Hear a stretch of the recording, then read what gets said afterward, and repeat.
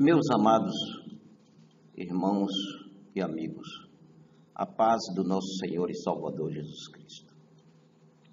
Hoje nós vamos falar a respeito do profeta Jonas, um homem que recebe uma mensagem do Senhor para que ele vá a Nínive para clamar contra aquela cidade. Porque Nínive era uma cidade violenta e a ira do Senhor havia se acendido contra aquele lugar. E Deus pensava até mesmo em destruí-la, mas antes ele envia o seu servo, o profeta Jonas, para ali naquela cidade clamar contra as suas atrocidades que praticava. Sabendo Jonas que Nínive era uma cidade violenta, o que é que ele faz? Ele foge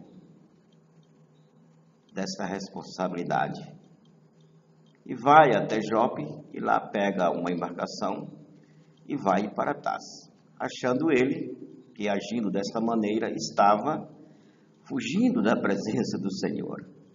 Como nós sabemos, quem poderá fugir da presença do Senhor?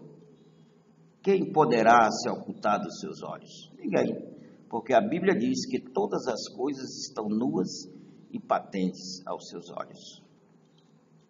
Então, descendo Jonas para Jope, ali pega uma embarcação que estava saindo para Tarsis. O que ele faz? Entrando naquela embarcação, ele desce ao porão e ali ele repousa, até mesmo começa a dormir. Olha, caracterizando desobediência diante dos olhos do Senhor, porque ele estava fugindo à responsabilidade como homem de Deus, como profeta, em ir anunciar a Nínive, os seus pecados, para que ela viesse se arrepender, e que a ira do Senhor se acalmasse sobre ela. Bem, então, o que acontece? Deus, observando tudo aquilo, envia uma grande tempestade. Vamos fazer um parêntese nesta palavra tempestade e explicar algumas coisas que podem acontecer na vida daqueles que fogem da presença do Senhor. Quando você, meu irmão, minha irmã, recebe um chamado da parte do Senhor para pregar, para exercer uma função ministerial, você não deve recusar. Por que você não deve recusar? Porque senão você está se caracterizando como Jonas. E o que poderá acontecer quando isto acontece na sua vida? As coisas vão continuar simplesmente como antes, você não terá nenhum problema, você vai dizer assim, olha, Senhor, eu não quero fazer isso, porque eu não estou preparado. Ninguém nunca está preparado para nada. Quem nos prepara é o Senhor, através de quê? Da nossa obediência, da nossa submissão ao Senhor. Até porque Deus não chama capacitado, Ele capacita os que Ele chama. Então, o que acontece? Se nós não tivermos esta consciência que o chamado de Deus em nossas vidas tem que ser cumprido, vamos atrair para nós muitas consequências, muitas turbulências hão de vir através desta desobediência. Foi o que aconteceu com Jonas. O mar se revolta a ponto de aquela embarcação que não tinha nada a ver com os problemas de Jonas, aquela embarcação estava sofrendo as consequências das desobediências que Jonas estava a praticar, e sobreveio tudo isso. O mar se revolta a ponto daquelas pessoas colocarem as suas mãos na cabeça e dizer: por que nos sobreveio tudo isto? Assim também, meu irmão, não é diferente em nossos dias. Muitas vezes nós perguntamos: por que me sobreveio tudo isso? Por que está acontecendo isto na minha vida? Devemos também perguntar: para que está acontecendo essas coisas em nossas vidas? As coisas muitas vezes acontecem em nossas vidas para que nós venhamos, aguçar os nossos ouvidos, as nossas mentes, para entender aquilo que fizemos. E aquele navio vai, os seus capitães se preocupando com o que poderia acontecer. E aí eles jogam cartas,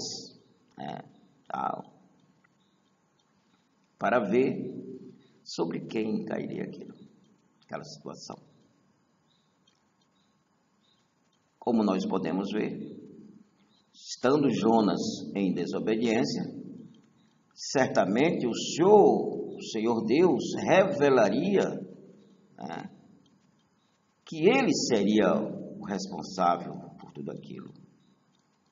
Mais uma vez, eu quero dizer aos nossos irmãos que muitas vezes a nossa presença em determinados lugares causa um mal-estar, causa um certo constrangimento. Por que isto acontece? Porque nós não estamos na direção de Deus. Precisamos entender que se nós estivermos fazendo aquilo que é agradável aos olhos do Senhor, tal coisa não vai acontecer. Mas aconteceu na vida de Jonas. E aqueles homens responsáveis por aquela embarcação, vai até o porão e lá encontra Jonas dormindo, Jonas repousando, como se nada estivesse acontecendo, e o mundo lá fora em turbulência. E aí o que eles perguntam para Jonas? Quem era ele? De onde ele era? E Jonas, sabendo que aquelas coisas estavam acontecendo, porque ele havia fugido da presença do Senhor. Ele sabia, ele tinha essa consciência, porque ele era um profeta. Ele havia recebido uma mensagem da parte do Senhor Jesus, o nosso Deus, o nosso Senhor e Salvador, para ir àquela cidade. E ele recusou-se, e por isso sobreveio todas estas situações, todas estas consequências. Mas aquelas turbulências que vieram assolar o mar, se revoltando, as ondas embravecidas, era exatamente pela presença de Jonas, porque Jonas não estava no lugar certo. Ele havia desobedecido às ordens de Deus. E por isso estava acontecendo aquelas coisas. Aqueles homens começaram a jogar as mercadorias dentro do mar, começaram numa tentativa desesperada de salvar até mesmo a vida daquele daquele cidadão hebreu. Como assim eles detectaram que ele era hebreu? Devido até mesmo à sua maneira peculiar de falar, e ele não negou que ele era hebreu. Não houve solução. A solução que houve foi eles resolverem, de comum acordo entre eles, os responsáveis por aquele navio, em jogar Jonas ao mar, lançar aquele homem ao mar, porque eles acreditavam que jogando Jonas ao mar, certamente o mar se acalmaria. Exatamente foi o que aconteceu. Nós precisamos entender estas coisas, que quando nós estamos num determinado lugar, fora da direção de Deus, as consequências sobrevêm sobre nós e sobre aqueles que nos rodeiam. Nós devemos ter o entendimento e o discernimento de saber que tudo isso está acontecendo em função daquilo que fizemos, da nossa desobediência para com Deus.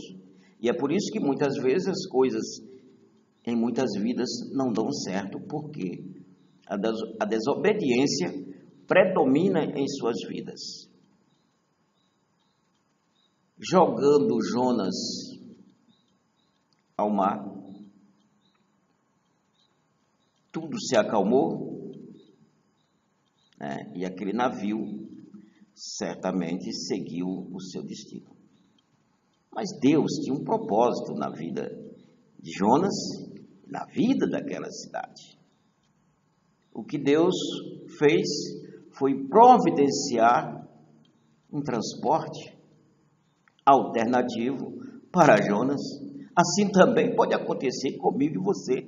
Quando nós não fazemos aquilo que Deus tem determinado em nossas vidas, porque achando que nós não estamos aptos a fazer, ou porque não queremos ir de um transporte ou de outro, Deus sempre vai arrumar um transporte alternativo para cumprir a sua determinação.